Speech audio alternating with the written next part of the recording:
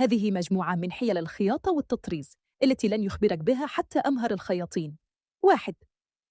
تثبيت الزر بطريقة احترافية. إذا سقط الزر، اطوي القماش قليلا، ضع الزر في مكانه ثم خيطه ذهابا وإيابا عدة مرات.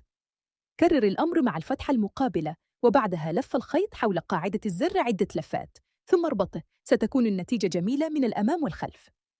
2. إصلاح أكمام السترات. قص قطعة صغيرة من جورب قديم، وضعها داخل الكم، ثم استخدم غرزة مخفية لتثبيتها عند حافة الكم. بعد شد الخيط سيختفي أثر الخياطة تماماً، ويمكن أن يطيل عمر الملابس لعدة سنوات. 3. تقصير حملات الملابس. إذا كانت الحمالة طويلة فلا ترميها. استخدم غرزة على شكل سنابل القمح كما في الفيديو، ثم شد الخيط حتى تصل للطول المناسب، وثبت الخيط في النهاية. ستصبح أقصر وبمظهر جميل. 4. غرزة خاصة لإصلاح الشقوق. هذه الغرزة مناسبة للأماكن المشقوقة، وتجعل الإصلاح قوياً وجميلاً في الوقت نفسه.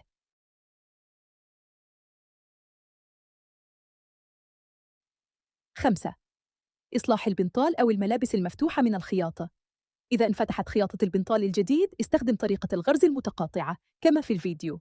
تصلح أيضاً للسترات المبطنة والجاكيتات الشتوية، وحتى الأرائك الجلدية.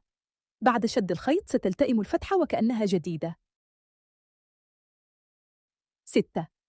إصلاح الخيط المنسحب. إذا خرج خيط من الملابس لا تقصه، بل استخدم الإبرة لإدخاله مرة أخرى داخل القماش، ثم أخفي الطرف الزائد من الداخل ليعود الثوب كما كان. 7. إصلاح ثقب في الملابس. يمكن باستخدام غرزة بسيطة إصلاح الثقب، وبعد الانتهاء سيبدو وكأنه زخرفة على شكل نتفة ثلج جميلة. 8. إغلاق فتحة المعطف. إذا لم تعجبك الفتحة الموجودة في المعطف، استخدم غرزة وصل لتثبيتها بطريقة أنيقة وسهلة. 9. تضييق فتح الكم.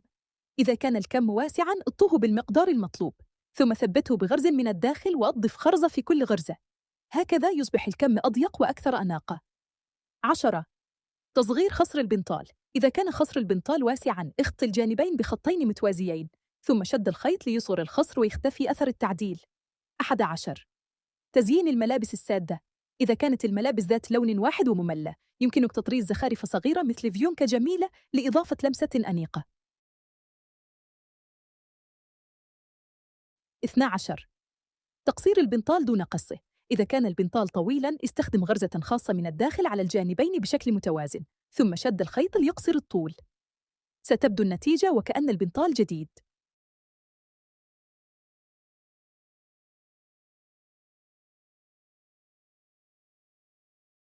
13. حيلة سهلة لإدخال الخيط في الإبرة وتوصيله. 14. عرض عدة غرز تطريز بطابع تراثي. في النهاية يعرض الفيديو بعض غرز التطريز ذات الطابع التقليدي.